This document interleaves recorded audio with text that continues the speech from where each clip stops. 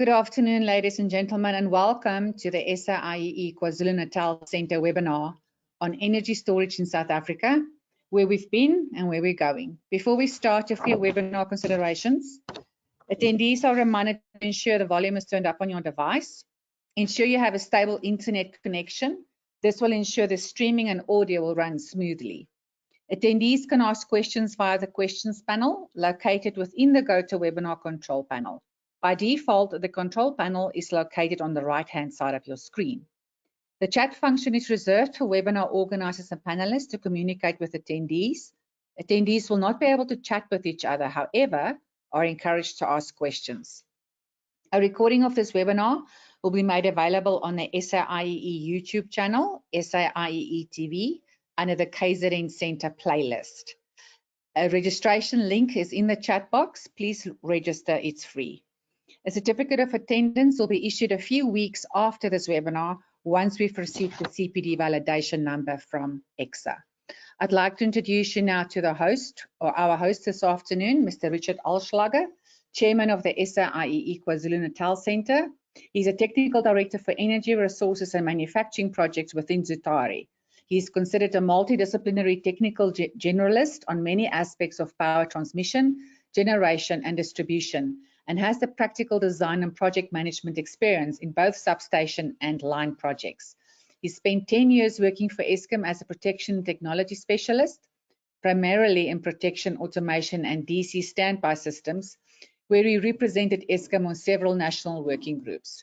Over to you, Richard. Hi, good afternoon, everybody. And it's going to be quite an exciting presentation today. On behalf of SAIEE KZN, I would like to invite you to get involved in the SAIEE if you're not already a member. So if you look in the chat box, there will be some links to how you can get involved. There's the SAIEE TV as well, which is free, and the training academy. So I would please take the opportunity. There are about 550 members in KZN. There's quite a network, and there's a lot of exciting papers and presentations scheduled for this year. So without further ado, I would like to introduce our speaker for today, Renesh Thakurdin from the CSIR, and apologies for that, Renesh.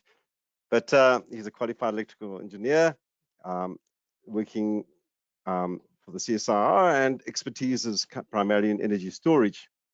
And I've seen parts of this paper that he's presenting today, or the presentation, and it looks really high quality, and I'm quite excited to hear what you've got to say, Renesh. So without further ado, just before we hand over, there are a couple of handouts. You'll see a little handout section over there. I want to just draw your attention to them. One is a Training Academy brochure, and the other is the What Now of February, which is the SAIEE official publication, and those are free of charge for you to download. So without further ado, I am going to hand over to Renesh. There is a questions section open. You can post your questions as we go through the presentation, and then we'll respond to them at the end. Thank you very much. Renesh. Thanks, Richard. Thank you for that introduction. I'm just going to turn off my camera. Okay. Richard, can you confirm that you're in presentation mode? There we go. You've got it. All right. Just no. Sorry, it switched again. There you go. All right. So thank you, Richard, for that presentation, that introduction. So, ladies and gentlemen, I will be going into quite a bit of detail.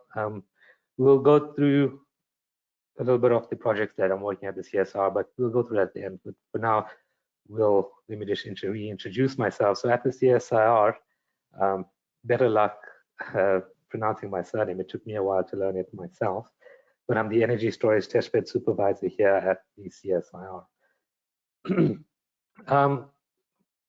Within the campus, I'm known as the Battery Man, and for people who have trouble actually saying that. It's been shortened to the Batman. So feel free to use whichever one is easier for you. In the presentation today, we'll be going through the energy storage basics, some types of energy storage, electric vehicles, the role of energy storage in South Africa, basically. But first, before we begin, we need to go back, way back. Yeah, so where did you think the word fossil fuel comes from? It's actually fossils, right? So the idea is energy, every form of energy storage on Earth is stored energy from the sun. It's basically energy transfer. So even fossil fuels basically store energy that has been radiated. So if we look at the sun as our primary source, we have something that converts, that it's been radiated to Earth, and it's been used to create animal and plant life over millennia. Eventually, the dinosaurs and plant life went extinct. We know why they went extinct now, simply because they didn't hire Bruce Willis to take care of the asteroid. And eventually, over years and geological timescales, we end up with fossil fuels that we now burn and we re-release this energy. Now, I have a little bit of a comic here to illustrate the idea. I know some of you are already telling me this is not accurate. Yes, I know they didn't speak English back then, but the idea is quite relevant. If you look at the GIFs that are currently frozen, but you'll see that the energy transfer between, have I lost my screen? Wow. Here we go. So if you look the energy transfer at the bottom there, you can see every time you transfer some kind of energy, you lose a bit. So through current fossil fuels, energy efficiency transfer is quite low, whereas if you use something directly from the sun, as is in the case of the solar panel, you have a much higher energy efficiency. So we look at the burning of fossil fuels as quite a dirty, say that in inverted commas kind of, but we would like to have a cleaner future, cleaner air. So we would primarily like to use solar power, wind power, so-called green technologies. Now, this is a little bit of a stretch for an engineer, but the equation you see in front of you is the ultimate energy equation. It speaks to the zero energy universe. Now, before the sun, where do we get our energy from? Now, as the universe expands, we need to know what causes this expansion. And what causes expansion is what physicists have now called dark energy, which push the expansion of the universe. And that is where our first positive energy comes from. The negative energy is the gravitational potential energy that exists as mass. And between these, we have a zero-sum universe. The sun is created from the interactions of the universe on itself. And when something collapses, a huge mass collapses, you have nuclear fusion, where hydrogen binds to form helium. But that's a bit too far for this topic. Let's come back down to Earth. It's a few words on nomenclature. But when you talk about energy, we talk about energy, and we talk about the joule or the watt hour. With energy density and specific energy, we'd like these values to be as high as possible, because we'd like to have a lot of energy in a small space and a lot of energy in a low mass. So ideally, when we talk about a battery, we'd like you to have as much energy as possible in the palm of your hand. Obviously, there are certain limitations to that. So first, let's head off to chemical. And here we see a picture of Werner Heisenberg. what's that? Yeah, okay, that's not Werner Heisenberg, sorry. That's the last time I trust anyone else. So let's go to my favorite, hydrogen. So here we see a few equations when it comes to creation of hydrogen. We have methane pyrolysis, where there's the actual creation of hydrogen from methane. The picture on the left-hand side you see is of the actual methane stores that are trapped in ice in the polar regions. One of the critical problems with climate change and global warming is as the polar ice caps melt, a huge mass of methane will be released. Some people have pointed that we could burn this gas, and I'll talk a little bit about that later. We also have the photocatalytic water splitting, which is basically splitting water. There's a lot more that goes into that than just that equation, but this is the basic idea. And then the one we're all familiar with, electrolysis of water. Many of us have done this very experiment in school or at university. Further, when we speak about hydrogen, there's the different colors of hydrogen. That actually doesn't speak to the actual color of hydrogen. It speaks to the way in which we obtain hydrogen. So gray hydrogen comes from the source of natural gas with the process of steam reforming. Blue hydrogen with the source of natural gas as well, but steam reforming with carbon capture.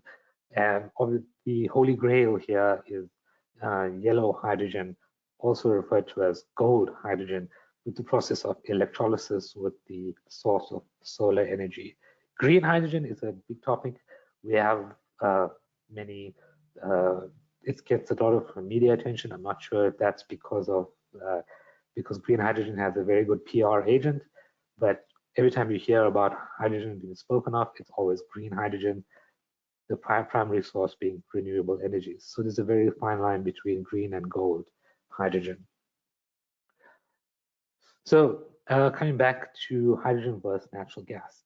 So we can see if we burn methane, we do get a lot more energy. However, you do get the unfortunate byproduct of a greenhouse gas, which is carbon dioxide. If you just burn hydrogen, it doesn't release as much energy, but the trade-off, we need to decide, we need to look at where and how and what our plan for the future is. If you were to ask me, I would go hydrogen. So there are a number of companies that are developing hydrogen fuel cell vehicles. A big player in this is Toyota, and they are in the process of manufacturing hydrogen fuel cell vehicles. Currently, South Africa doesn't have any fuel cell stations. However, SAIEE has been looking into deploying a number of stations along the N3.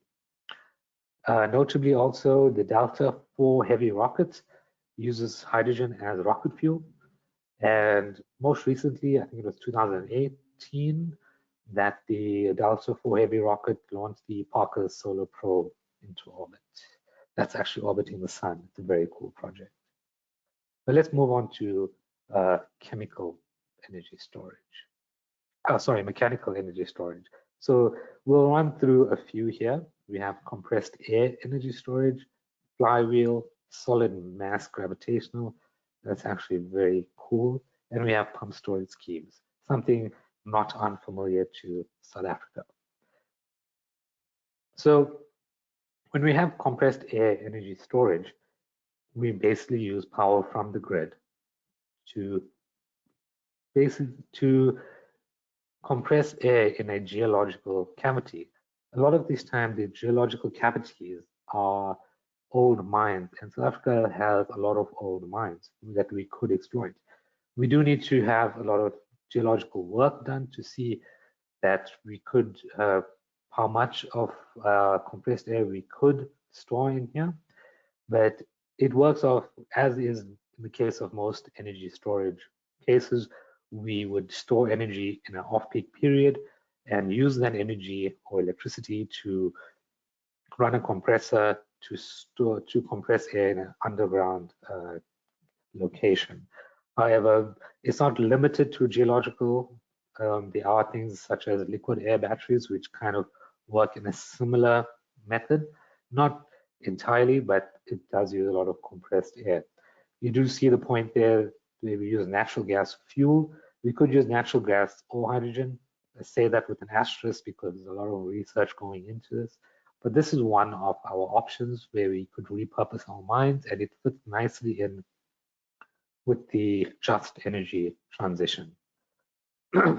Let's move on to flywheels. Okay, so car enthusiasts will be quite familiar with the flywheel. You rotate a mass to high speeds. That does create a bit of a dangerous situation, but you create, with off-peak energy, you rotate a mass to high speeds, and it keeps the momentum until you need the energy at a later stage.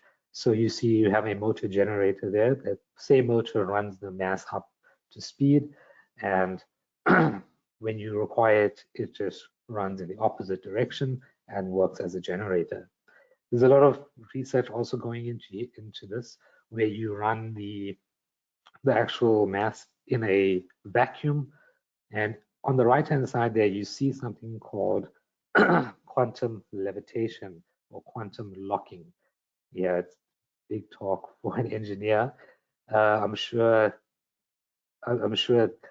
when you actually lower the temperature of a ceramic, you are able to create this quantum levitation. So this idea is also being applied to the concept of a flywheel to get your friction down as low as possible. A lot of work goes into developing bearings that are low friction, just so you can increase the efficiency of the flywheel. Okay, let's move on to the gravity battery. Okay, so here we see something that was actually a high school science project, and it's been applied to a number of rural homes, and also a number of hikers and campers have adapted use of this. It's simply put, you have a weight that's being pulled down, and the actual cable that attaches it, that runs a generator. So you need to lift this 12 kg bag by yourself, and over time, it's able to provide light. Now, the cool thing about this, it uses gravitational potential energy, simply just lifting something to a height. And it's been scaled up, actually. In Scotland, you have the Gravicity, the company Gravicity, who has taken this idea and scaled it up, and they are able to produce around 50 megawatts of power. That's their latest concept that they've proven, and you can use this in mines or anywhere that you have a large height. So this is a very cool idea. You can deploy this very quickly. It doesn't require much, so it's a very quick solution and a very simple solution. So moving on to something that South Africans are very good at is pump storage schemes. We will come to how many we have in a second. So it basically requires you to pump water at an off-peak period to an upper reservoir or an upper lake or a dam. And when you require this power, you simply let the water flow down the same pipes, and you are allowed to generate power. The cool thing about this is it goes online very quickly, and is able to produce a lot of power very quickly. So to bridge that synchronized condenser operation, losing it, it brings stability to the grid. So Drakensberg Power Station, pump storage scheme, located between KZN and the Free State. It uses 2 dams, and it produces 1,000 megawatts of power. A very cool thing about this power station is it's critical for our infrastructure.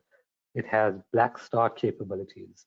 So in the horrific scenario of a grid outage, we will have to use Drakensberg pump storage scheme as one of the power stations that will jumpstart the grid. There are 4 units here. What you can see in the image there are the pony motors, which is a very old technology basically used to run up these units to speed such that they can synchronize to the grid. But it's a very, very old technology. Today we use static or dynamic frequency converters.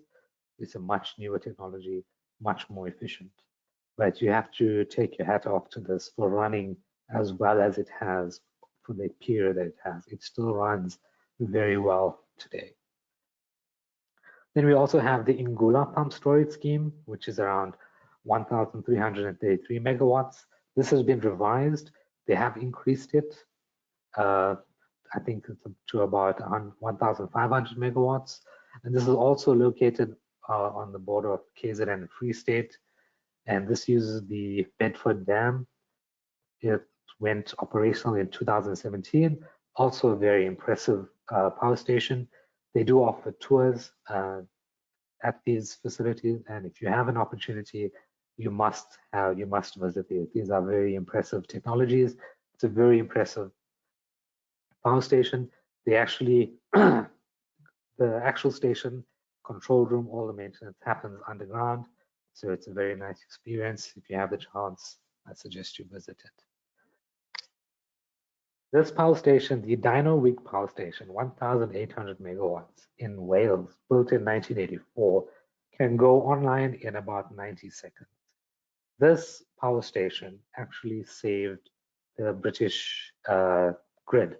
So an interesting idea when it comes to energy storage is response time. You need it to be able to respond very quickly. And a lot of the technologies that I have spoken of and will speak of meet this criteria. So an interesting topic is TV pickup. And if you look at the incidents over the years, off the top of my head is the 1990 World Cup, also the 1999 Champions League final, where Manchester United played, I think it was Bayern Munich. What happens is, during halftime, a lot of people leave their televisions on and they head to the kitchen and they switch on their kettle. What happens here is millions of people switch on the kettle at the same time. It creates a massive load on the grid and it drops the frequency. And if you cannot respond in time,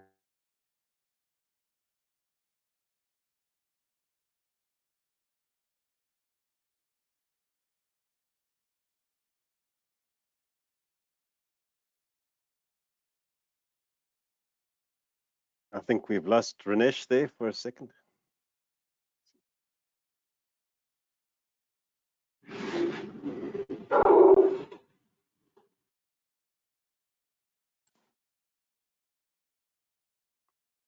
Rinesh, can you hear us?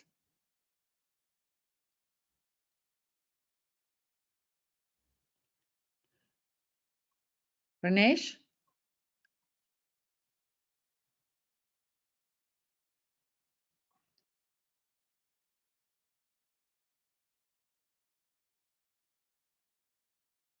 Ming, so you're going to just drop him a note. Yes, I don't have his number, but let me just see if I can send him a chat.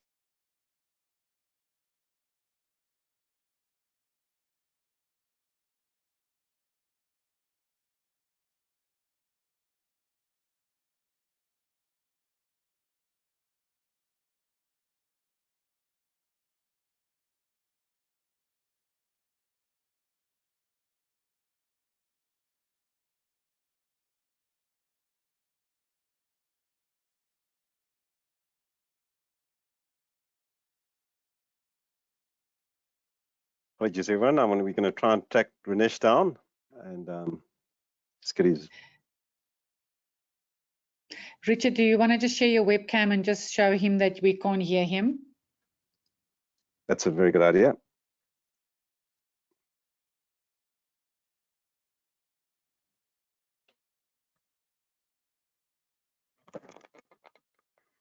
Ramesh, we can't hear you.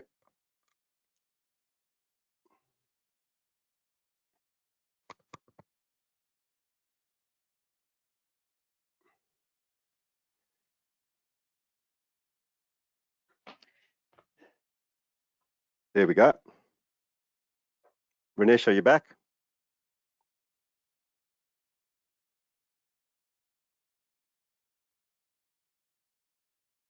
Ramesh?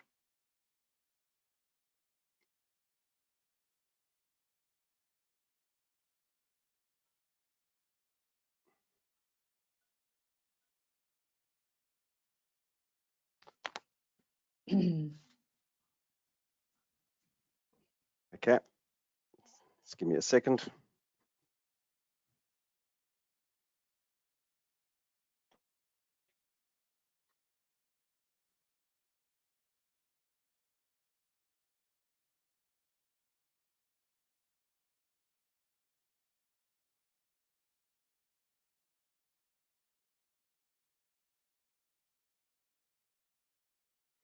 Okay. We did unfortunately tell Ramesh to go onto mute. So Of course.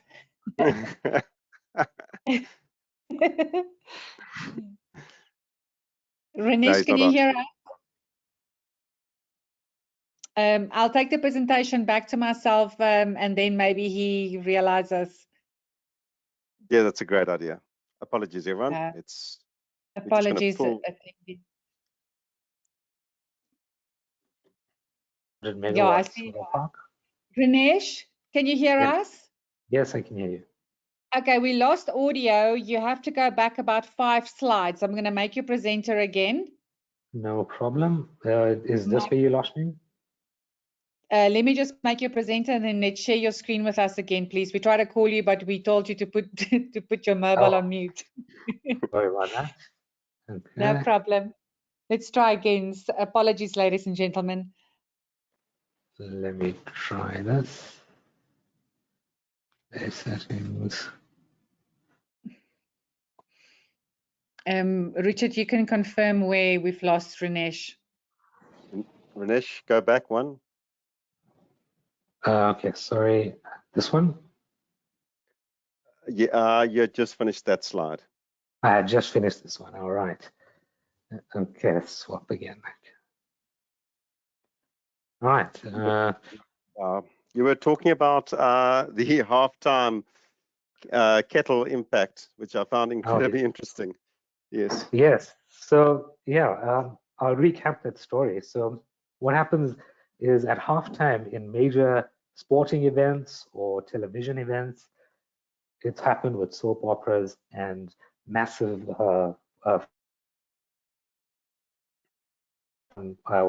viewed sport in the world. So what happens is at halftime, in this case, is that a number of people tend to leave their televisions on and head to the kitchen. They all switch on their kettles, and it might be a small load when you look at it in this case. But what happens is millions of people do this. They head to the kitchen, they turn on their kettles, and it creates a massive load on the grid. And if you cannot meet this load, it could cripple the grid. So what happens is this power station in particular was able to save the British grid in 1990 when England played, I think it was West Germany at the time. And it was able to come online in 90 seconds and it managed to prevent a nationwide blackout, which would have been horrific. Okay, so moving on to thermal. This is also something not unfamiliar to South Africans when it comes to concentrated solar power. Also, solar geysers are also not unfamiliar to South Africans. So let's jump into CSP plants. CSP plants, they use a very rudimentary idea. You're using a bunch of mirrors to reflect sunlight and concentrate it at a solar receiver. At the solar receiver, you have molten salt, and there's other technologies that have been developed that use other media to be heated up. The idea of this media is to be heated up to extreme temperatures, and these mediums that have been developed, they tend to hold their heat for extended periods of time. So what happens is this plant can operate at night and over cold days or cold periods. What happens is your heat storage tank is also developed to retain heat for extended periods. The idea here is we still use water as the prime mover in a steam turbine. So the actual salt is passed through water, and the water flashes over to steam, superheated steam, which drives the turbine. It's a very nice idea.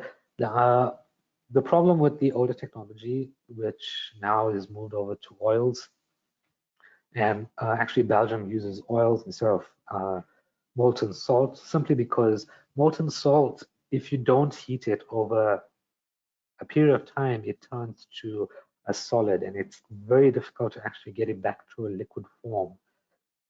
So it has been a problem that we've seen, but it's since been solved, and this technology is quite useful, and we have deployed it in South Africa. The key one, Solar One, the 50 megawatt in the Northern Cape.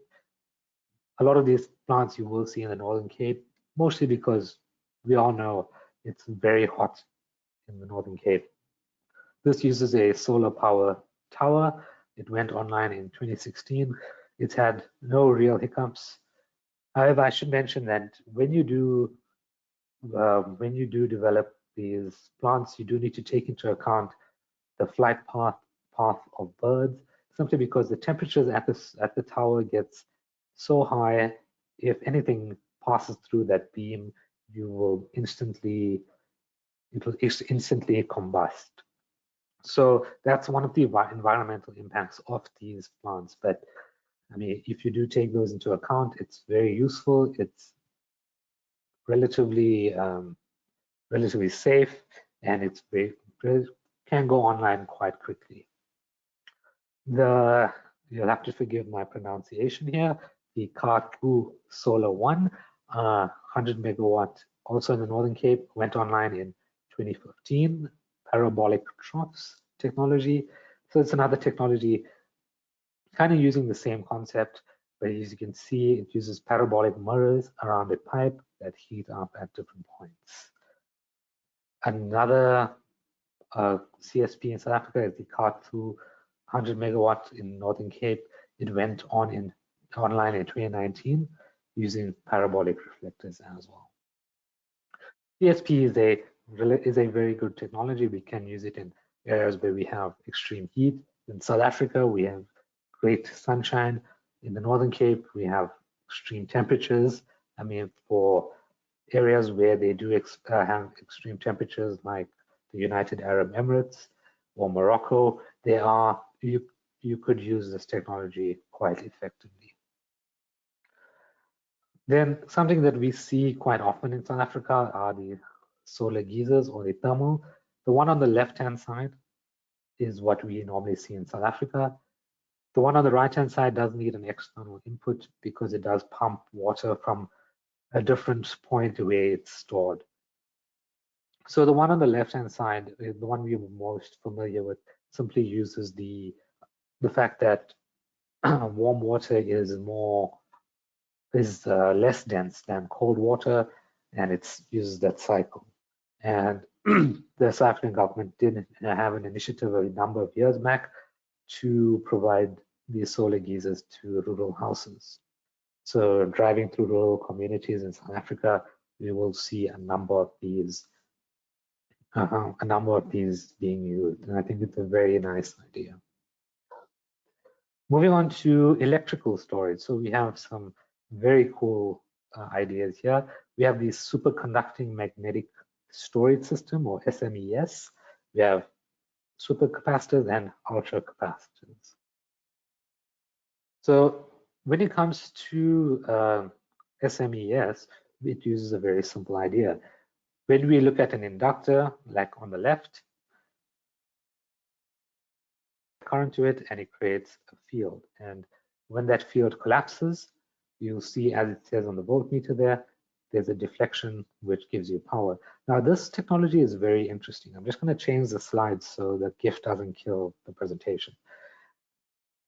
A very cool thing about superconducting magnetic is its niche technology. Is in the case it would be applied in transmission lines or distribution lines. This will help bridge the gap. So if as soon as you lose your power on the line, the field super SMES, and it would bridge that gap. It's a very niche idea, and those of you who are familiar with superconductors do know that we do need to have it cool down to absolute zero. However, there was a paper released just last week that was able to create a superconductor from superconductor at room temperature. So that's a massive leap. And that might see a big revolution in superconducting magnetic energy storage. Moving on to supercapacitors, the idea of a supercapacitor is a normal capacitor exists in the region of nano microfarads. And in recent years, this has been increased to normal farads, where so much so that we've have to create up the term super and ultra capacitors. Now, there's been discussion in the early days of super and ultra capacitors of whether they'd be able to take over batteries, but it really doesn't. It actually just bridges the gap between capacitors and batteries.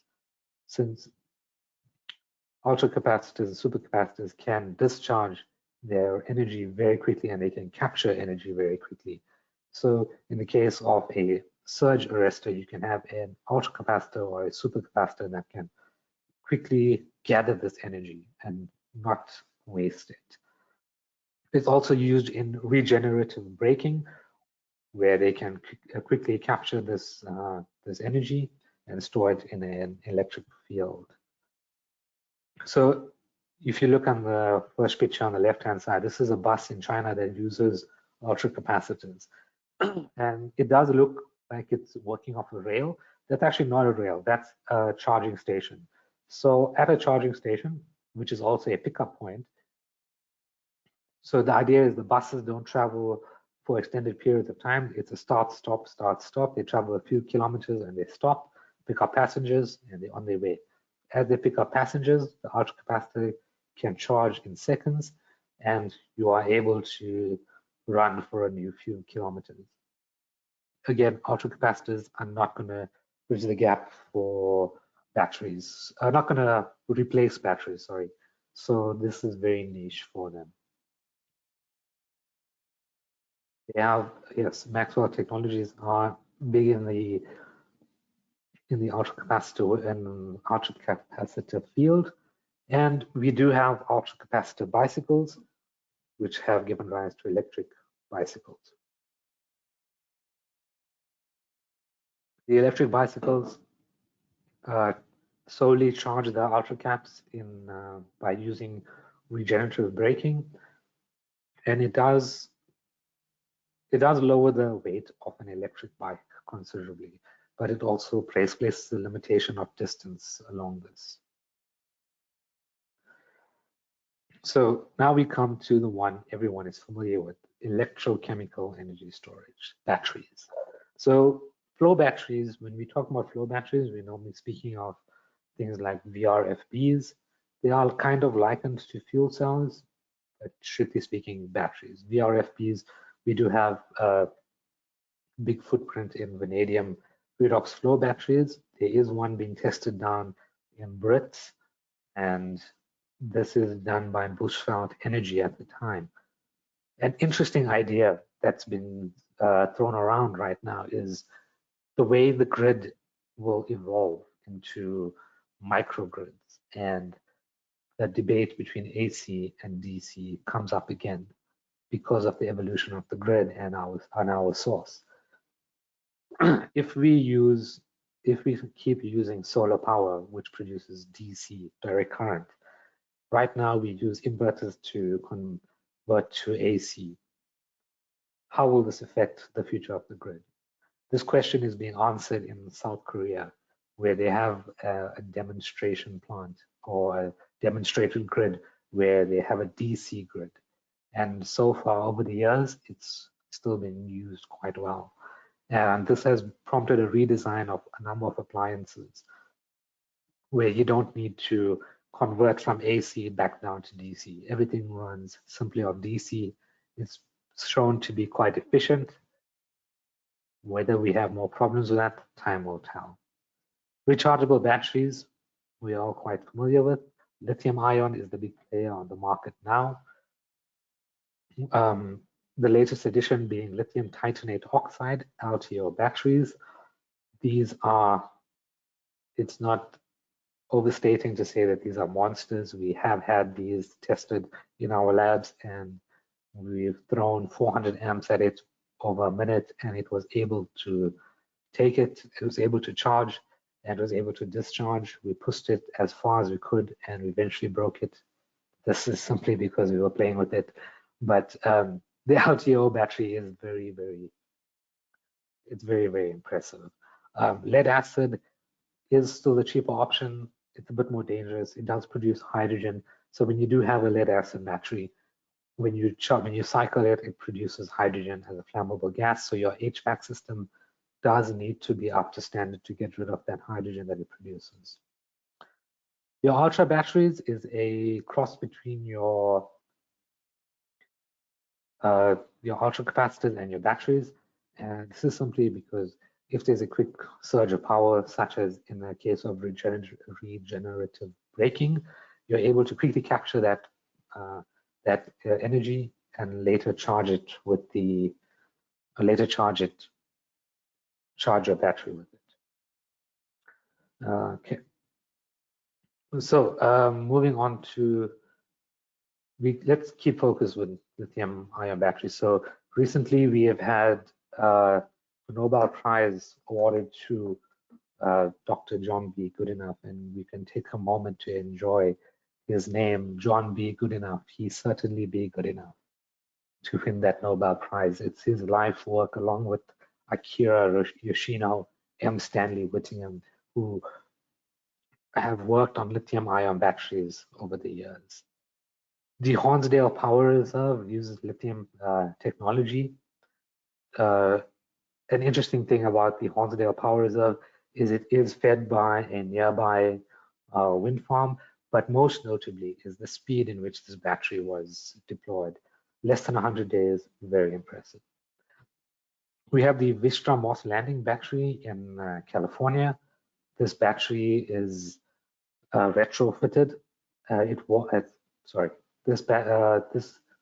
Vistra Moss was actually a natural gas plant initially, and later it converted to it was retrofitted to become a battery.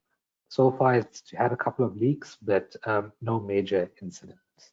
And this brings me to the work that we've been doing at the CSIR.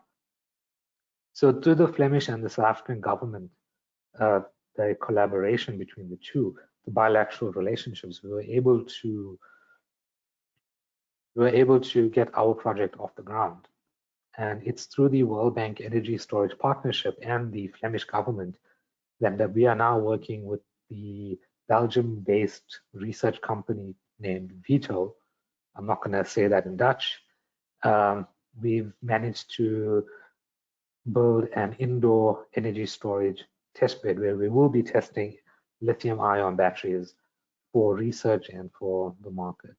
On the right-hand side there you see Minister President Jan Jambon and Minister Bladen Zemande, along with our project manager from Belgium, Mr. Carlo Mol, who is part of our project here. They are visiting that picture, it's the visit to the PV lab. There is another visit scheduled in the coming days. So the investment the actual project started in 2020, December, and it will run to December 2023. We will aim to do a number of testing, create the lithium battery standard, comment on electric vehicles. And a number of people, especially in South Africa, there's a lot of talk around electric vehicles in South Africa. They do use lithium batteries. And the idea here is, how can we have electric vehicles in a have load shedding with a constrained grid as it is? Excuse me. The idea is vehicle to grid technology is not really a solution to this, but it can exist in a way where we supply energy back to the grid using vehicles. There is anecdotal data to suggest that this is viable. There are a number of people who have managed to power their homes using their electric vehicle as a battery instead of having a standalone battery at their homes. So they were able to sustain their homes through the night using their vehicles. There's a lot of research, a lot of work going into vehicle to grid technology. South Africa is no stranger to electric vehicles. We actually are one of the early players in the electric vehicle market, and we did have the Joule. There's a lot of controversy around the Joule, but yes, we were quite early to the market. The Joule was actually before the Tesla. That's a cap within our cap. So when we look at the lithium-ion batteries, it's still quite expensive, I know, and we are expecting the battery price to come down. And as you can see from the graph in front of you, the price has gone down since 2011, and we are expecting it to go down much more.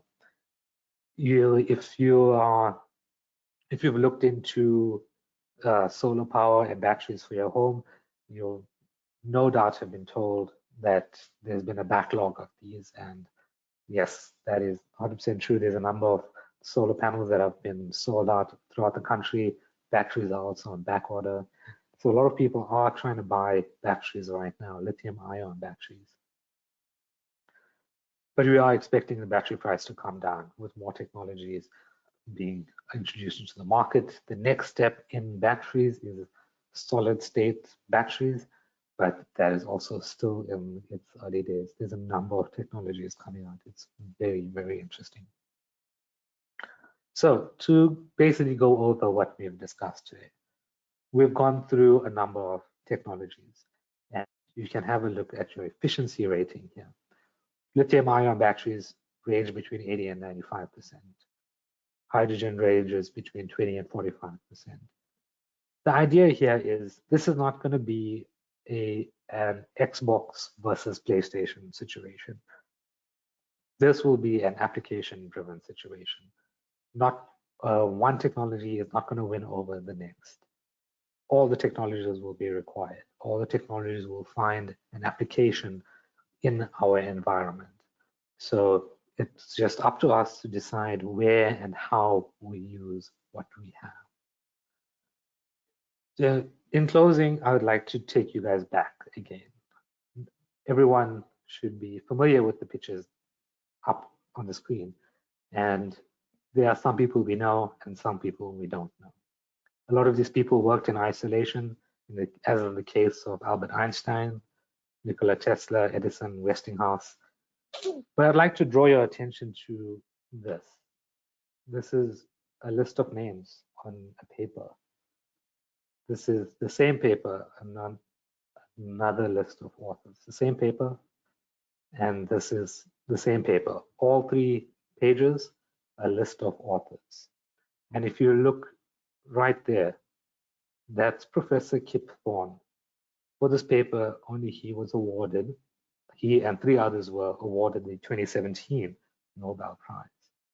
The idea here is that we cannot work in isolation. Well, our solutions will come from collaboration. Just because a few are recognized, our solutions will come from working together. Thank you for listening.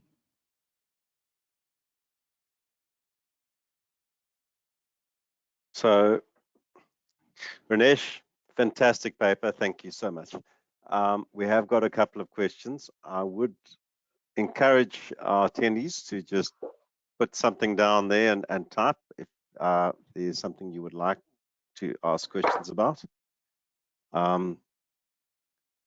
I just want to make maybe a comment on the concentrated solar plants. I have some friends in one of the companies that develops them, and they were just talking about they can be quite finicky in the construction process, because any minor loss anywhere in your piping or systems can effectively affect the entire system. So it's quite it can be quite finicky at times, these CSP solutions. But first time I'm made aware of the oil solution, so that was very, very interesting. Thanks. Yeah. Thanks, Renesh. Thank you. Yeah, we had a couple of positive comments about the presentation so far. There was a comment by Johannes van Heerden. He's asking about, I think it's sodium sulfur batteries in the Australian press that are supposed to be 5 times cheaper than lithium ion. Do you want to comment on that, Renesh? I've got my own thoughts. Yes, sodium sulfur batteries are quite interesting. We've actually are looking into that technology for utility scale batteries. The idea between sodium sulfur batteries is it's quite robust, and it does seem to be cheaper. I mean, sodium and sulfur are not exactly difficult to find, which makes them quite cheap. However, I have looked at a few data sheets when it comes to these, and there seems to be a height limit where you cannot operate them above 1,500, or is it 1,000 meters above sea level? I'm not sure exactly why this is. We will be engaging with their suppliers. I can't remember. We'll be engaging with them about these batteries. The thing with sodium sulfur, the idea is it will be a 4-hour battery. The next step is long duration batteries, which is also a big discussion at the World Bank Energy Storage Partnership. So right now it seems VRFBs are leading that, but if sodium sulfur could catch up, that would also be great. Thank you. Just while we're on the topic, I read some interesting papers about carbon batteries and people looking at recycling sugarcane or whatever they can do to obtain carbon. Have you heard or seen anything around carbon batteries? I can't really say I have. I've heard of sand batteries.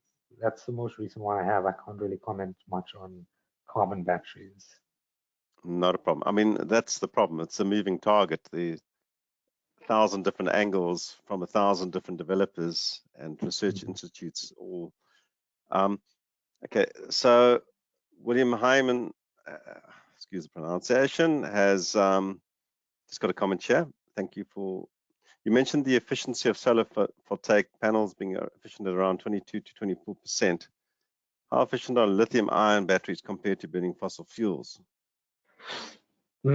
So fossil fuels are quite inefficient when it comes to, so lithium batteries are 80 to 95%. And the thing with solar power is, yes, you're right. Right now, the efficiency of a panel is not that high, but it's always increasing. Whereas with coal, we're kind of limited. We kind of hit a roadblock. I'm not exactly how efficient it is, but it's not as efficient, especially when you look at the conversion rate from the sun. So if you remember that GIF that I displayed earlier, you have to go from the sun to plants to animals to fossil fuels before we can actually burn it to recapture that energy. The thing with solar panels, we're always getting 1% every now and then. We're getting every few years, we're increasing by 1%. And there's a company in Belgium that that I have spoken to, who are on the forefront of solar panel technology, it seems. They've developed a very thin solar panel which simply sticks to a window, and it's being tested in Liège. You just simply stick it to the window and you connect your cables to it, and you're able to produce power from it. it's being rolled out, and so far so good. Interesting times. Good time to be an electrical engineer, I think. Yeah, very exciting time. Sure, the civil engineers are having their own interesting developments, but we'll stick here with the electricals. Are there any more questions that have come through? Here we go. Basically, there's a question from Vasuchedi. What's your take on utility scale storage? I mean, that's interesting because we're currently involved in Elandskorp, and I think it's Pongola, where we're putting in those Eskom distribution scale batteries. What's your take on it? Oh, I love it. Every time you put a battery somewhere, I'm there. So yeah, the utility scale batteries are the best. Like you say, Eskom is deploying it on the grid, and it's only going to be beneficial to the grid. And especially when it comes to batteries, you are looking at response time and grid stabilization as well. So you are able to respond quite quickly, and it's going to impact load shedding. It's going to impact everything. So especially where Eskom has decided to put it at a correct me if I'm wrong, it's being put at a distribution level, right? If it is at that point, it's going to be beneficial to that grid. So also the project down in Brits with Bushveld Energy with their vanadium redox flow battery, that's also going to be quite a big player on the market. I'm not sure exactly what technology Eskom is going with, but yeah, it's in the right direction, I think. I think just something to bear in mind is that the rural load factors in South Africa are quite extreme, driven by free basic electricity and other aspects. So you're ending up with a fair amount of stranded asset in terms of the wires, transformers, etc. So there is a massive opportunity for energy storage to leverage that and reduce your capital investment. You don't have to put a big transformer in, you put a couple of batteries to take that 2 or 3 hour peak in the morning or the evening. So I mean, there's a massive operational differential that's coming, that leverages, starts to sweat the assets, because a lot of the assets are not sweating. We've got transmission lines that are only utilized at, say, 30 or 40% capacity because of the load factors. Okay, here, what is the efficiency of lithium ion? I think you've covered this already. They're greatly varying figures in the market. Yeah, I think it really depends on your chemistry and the manufacturer, I guess. So you have a range. It's always going to be between. So if you look at the market standard now, you're looking at lithium iron phosphate batteries. When LTOs hit the market, it's going to have a higher efficiency. But it all comes down to the chemistry. When you have, if you look at older chemistries of lithium ion, it's going to be a bit lower in terms of efficiency. If you remember back before we had touchscreen phones, the lithium ion batteries in there used to expand and heat up. Today, we don't really have a problem like that. It's only because efficiency has increased, yeah. Okay. A question from Langelo, and then we've got just another question after that, and then I think we've finished. But is there any technology developed towards liquid air energy storage in South Africa? That's a great question. If you could see my whiteboard, there's actually liquid air energy storage drawing on it. So I'm not sure if there's actually any practical things in South Africa, but we have been talking about it in the research space. So you could see a concept being developed very soon. Okay. Isn't there compressed, what's the other one? Compressed methane or something as well? I think there are two technologies. There's the air and what's the other one? Compressed gas. Sorry? Is it compressed natural gas? Could be in compressed natural gas. Yeah. I know that there's several compression technologies around. Yeah, there's so many. It's almost impossible to keep up with what's coming out. It's so much. Yes. Do you think, here's a question from Pranaveen, do you think a CSP thermal storage roughly 16 hours plus PV combination is better than a BESS plus a PV system on a utility scale? So he's talking about that's an interesting question.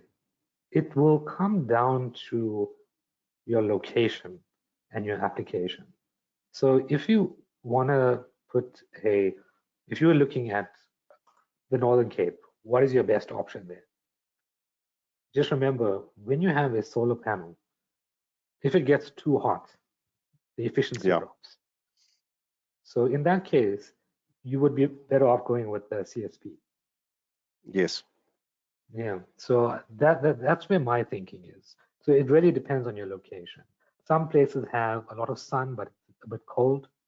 So in that case, you'd have a normal normal PV plant as opposed to a CSP plant.